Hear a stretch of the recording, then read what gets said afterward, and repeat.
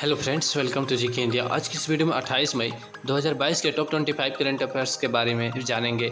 जैसा कि आप स्क्रीन पर देख रहे हैं, हाल ही में 2 दिवसीय पहले राष्ट्रीय महिला विधायक सम्मेलन 2022 का उद्घाटन कहाँ किया गया है। जी हाँ, पहला राष्ट्रीय महिला विधायक सम्मेलन 2022 का उद्घाटन कहाँ किया गया है। सेकंड आता है, जैव विविधता रजिस्टर प्राप्त करने वाला देश का पहला मेट्रो शहर कौन बन गया है। जी हाँ, जैव विविधता रजिस्टर प्राप्त करने वाला देश का पहला मेट्रो शहर कौन सा बन गया है।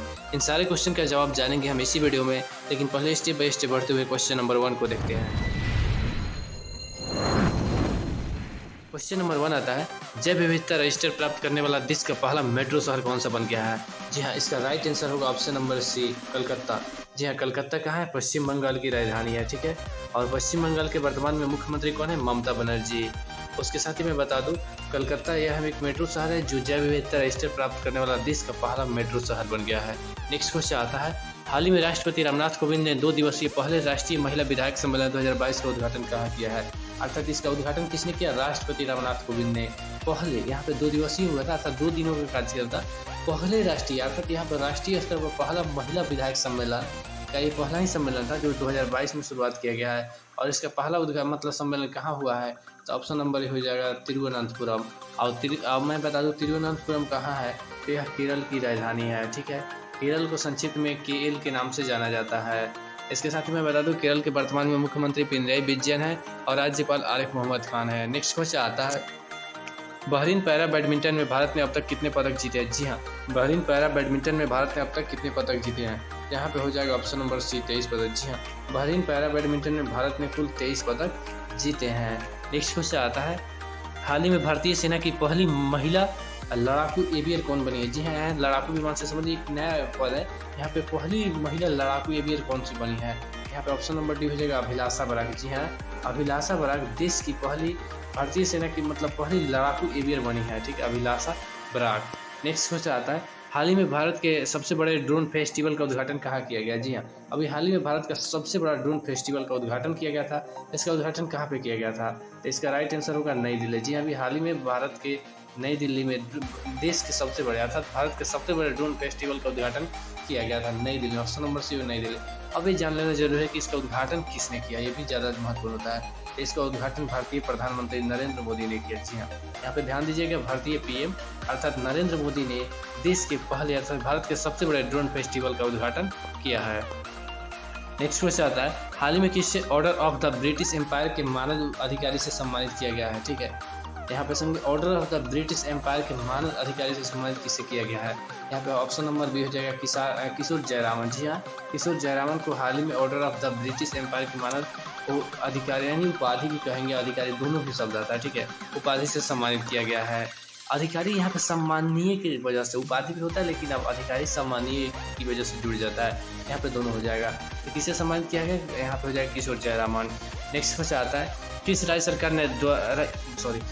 सरकार ने निराश्रित महिला पेंशन को बढ़ाकर 1000 रुपये कर दिया। जी हाँ, निराश्रित जो महिला यहाँ पे दूसरे पर आश्रित, तो उसी के लिए यहाँ पे निराश्रित महिला पेंशन कार्यक्रम जो शुरू किया गया था, किस राज्य ने यहाँ पे इसको निराश्रित पेंशन को बढ़ाकर 1000 रुपये कर दिया, अर्थात पर मंथ का हो गया है। ऑप्शन नंबर बी हो जाएगा उत्तर प्रदेश। जी हाँ, उत्तर प्रदेश सरकार ने यहाँ पे निराश्रित महिला पेंशन योजना की राशि को बढ़ाकर 1000 रुपया कर दिया है। मैं आप लोग को बता दूँ, उत्तर प्रदेश के वर्तमान में मुख्यमंत्री कौन है? योगी आदित्यनाथ। और राज्यपाल आनंदीबेन पटेल है। उत्तर प्रदेश की राजधानी कहाँ है? लखनऊ। ये तीनों इंपॉर्टेंट आता है क्योंकि इससे रिलेटेड जुड़ा हुआ क्वेश्चन है, इस वजह से तीनों को ध्यान में आप लोग को रखना जरूरी है।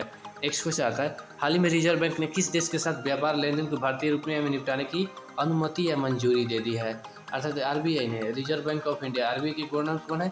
शक्तिकांत दास ने किस देश के साथ व्यापार लेन देन को भारतीय रुपये में अर्थात रुपये में, देखिए दुनिया में जो भी व्यापार होता है अधिकांशतः डॉलर में होता है, कुछ अपवाद होता है जो अलग अलग करेंसी में होता है। यहाँ पे किस देश के साथ व्यापार लेन देन को भारतीय रुपये में निपटने की मंजूरी दे दी है। यहाँ ऑप्शन नंबर भी हो जाएगा श्रीलंका। जी हाँ, श्रीलंका यानी श्रीलंका के साथ आरबीआई ने व्यापार लेन देन में भारतीय रुपये को ट्रांजेक्शन पर अनुमति दे दी है। नेक्स्ट क्वेश्चन आता है, हाल ही में किस बैंक ने डिजिटल भुगतान के लिए महाग्राम के साथ समझा। यानी कि महाग्राम क्या है? यह एक फिनटेक स्टार्टअप है, ठीक है, यह स्टार्टअप अर्थात न्यू बिजनेस कंपनी है। यहाँ पे फिनटेक महाग्राम के साथ समझौता किया डिजिटल भुगतान के लिए, किस बैंक ने? यहाँ पे ऑप्शन नंबर हो जाएगा इंडसइंड बैंक। इंडसइंड बैंक ने हाल ही में फिनटेक स्टार्टअप महाग्राम के साथ समझौता किया है। नेक्स्ट क्वेश्चन आता है, हाल ही में किसके द्वारा लिखित पुस्तक listen to your heart the London adventure का विमोचन किसने किया है, यानी हाल ही में किसके द्वारा लिखित पुस्तक। ठीक है, यहाँ पे हो जाएंगे रसिकन बॉन्ड। जी हाँ, Ruskin Bond option number C. Next question आता है, मूडी ने भारत की विकास दर 9.1 से घटाकर कितना कर दिया। जी हाँ, यहाँ पे देखिए, जैसे ही रसिया यूक्रेन युद्ध हुआ उसके बाद से विभिन्न तरह की अर्थव्यवस्था बहुत नीचे आ गई है। तो यहाँ पे भारत की विकास दर 9.1 से घटाकर कितना कर दिया है। यहाँ पे ऑप्शन नंबर सी हो जाएगा 8.8%। जी हाँ, यहाँ पे मोदी ने भारत की विकास दर 9.9 को घटाकर 9.1 से घटाकर यहाँ पे 8.8% कर दिया है। वहीं अन्य की बात करें तो वो 6.4 तक भी कर दिया है। यानी दुनिया की अलग अलग एजेंसियाँ हैं जो हमेशा रिपोर्ट अपना जारी करते रहती है, सबका अपना मानदंड अलग अलग होता है। नेक्स्ट हो जाता है, हाल ही में सोने के आयात को लेकर किसने नया निर्देश जारी किया है। जी हाँ, अभी हाल ही में सोने के आयात को लेकर किसने नया दिशा निर्देश जारी किया है।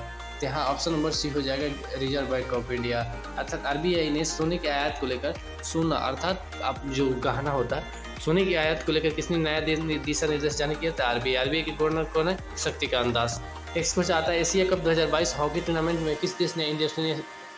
यहाँ पे मोस्ट भी कर लीजिएगा, इसको तो मुझे यहाँ पे थंबनेल में लगाना चाहिए, होम स्क्रीन पर लगाना चाहिए, लेकिन मैं मिस कर गया। एशिया कप 2022 हॉकी टूर्नामेंट में किस देश ने इंडोनेशिया को 16-0 से हराकर खिताब जीत लिया। जी हाँ, मोस्ट भी होता है, इंडोनेशिया का 16-0 से हराकर किसने खिताब जीत लिया है।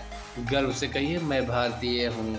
Option number B. जी हाँ, भारत ने एशिया कप 2022 हॉकी टूर्नामेंट में इंडोनेशिया को 16-0 से हराकर खिताब जीत लिया है, अर्थात भारत की तरफ से 16 और इंडोनेशिया की तरफ से 0 गोल हो पाया, यानी गोल बोला।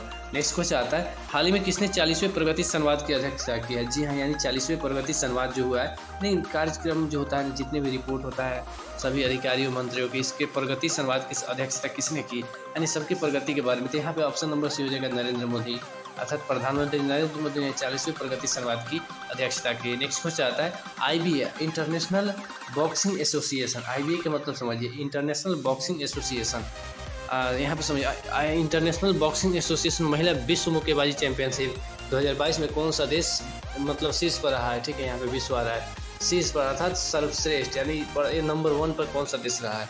यहाँ ऑप्शन नंबर भी हो जाएगा तुर्की। जी हाँ, यहाँ पे इंटरनेशनल बॉक्सिंग एसोसिएशन अर्थात महिला विश्व मुक्केबाजी चैंपियनशिप 2022 में तुर्की सबसे शीर्ष पर रहा है। ऑप्शन नंबर बी तुर्की, शीर्ष का मतलब हो गया सबसे ऊपर रहा है। नेक्स्ट क्वेश्चन आता है, हाल ही में किस देश के उपन्यास टॉम्ब ऑफ सैंड ने, यहाँ पे समझिए किस देश के उपन्यास टॉम्ब ऑफ सैंड ने अंतर्राष्ट्रीय बुकर पुरस्कार जीता है, अर्थात जी हाँ, यहाँ पे टॉम्ब ऑफ सैंड ने अंतर्राष्ट्रीय बुकर पुरस्कार किस देश के उपन्यास है। तो यहाँ पे हो जाएगा भारत। अब यहाँ पे थोड़ा सा ध्यान देने की बात है, यहाँ पे जो ये टॉम्ब ऑफ सैंड है यह ब्रिटिश द्वारा लिखी गई है।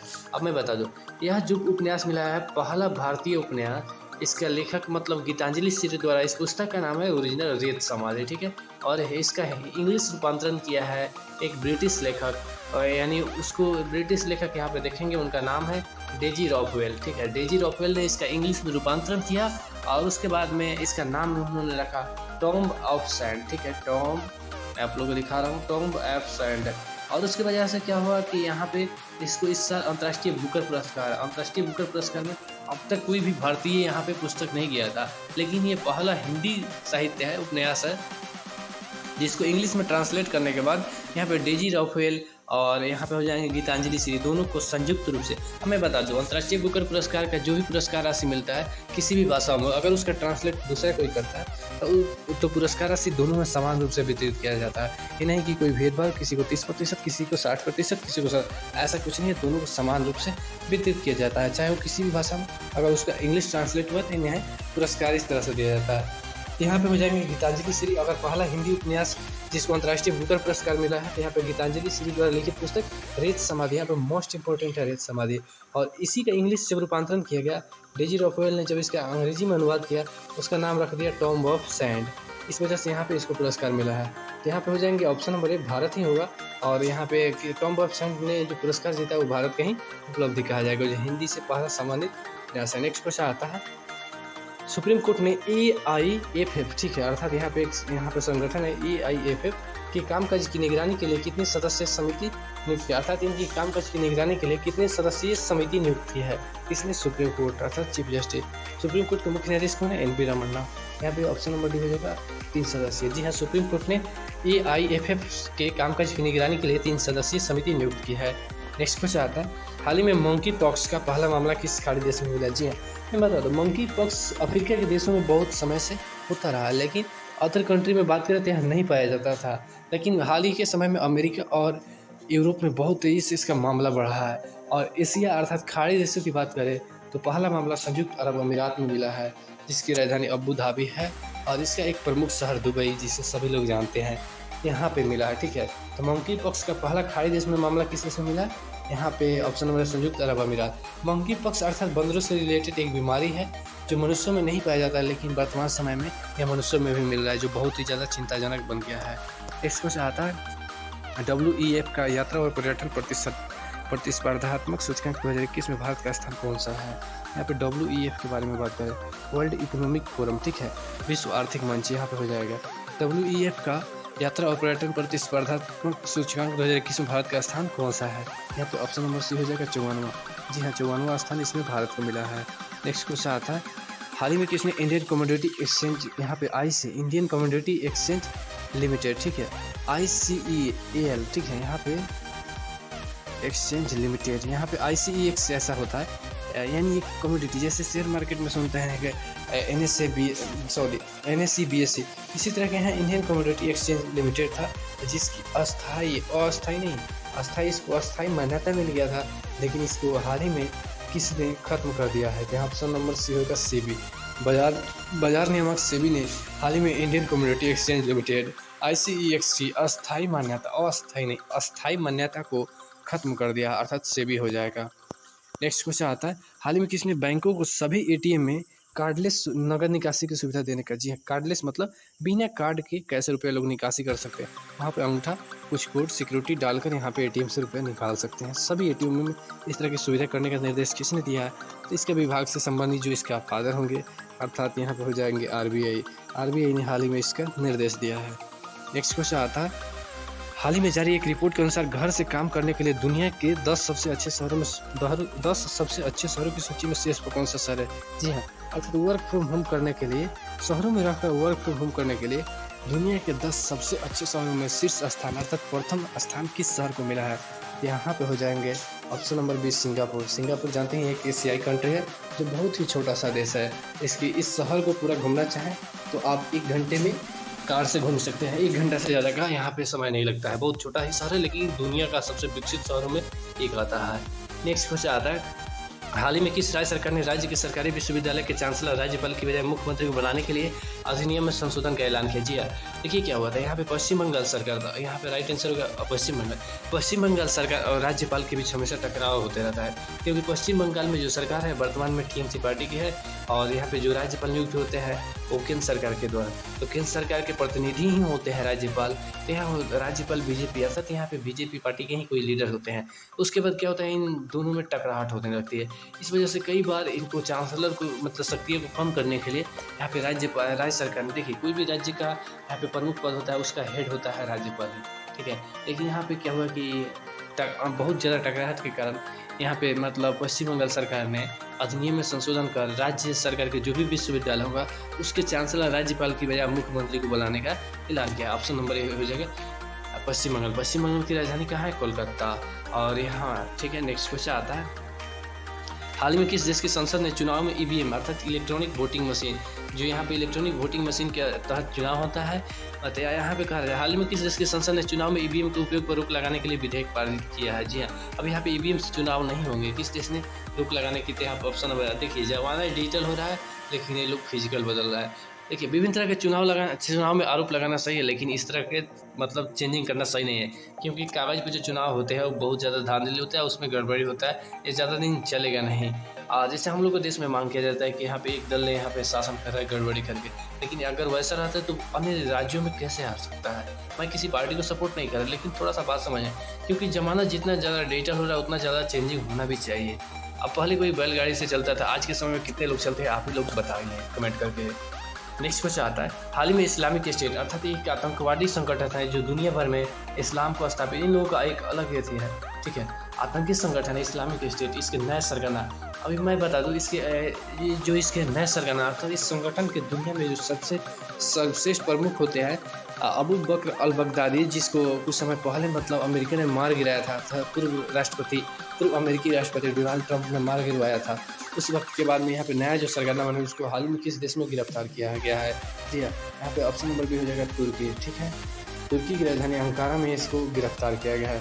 वहाँ पे एयरपोर्ट पे इसको गिरफ्तार किया गया और उसका भी ऐलान नहीं हुआ है, लेकिन उसका जस्ट ही कुछ ही समय बाद इसका ऐलान होने वाला है। जैसे ही ऐलान होगा क्या आप लोगों को पता चला, लेकिन इसका मीडिया में पूरा खबर आ चुका है कि इस्लामिक स्टेट के जो नया सरगना है अर्थात उसके प्रमुख है उस संगठन के, इस्लामिक स्टेट जो दुनिया भर में इस्लाम को बढ़ावा देना चाहता है, मतलब इस्लाम की कट्टर विचारधारा को बढ़ावा देना चाहता है, और उस संगठन के प्रमुख यहाँ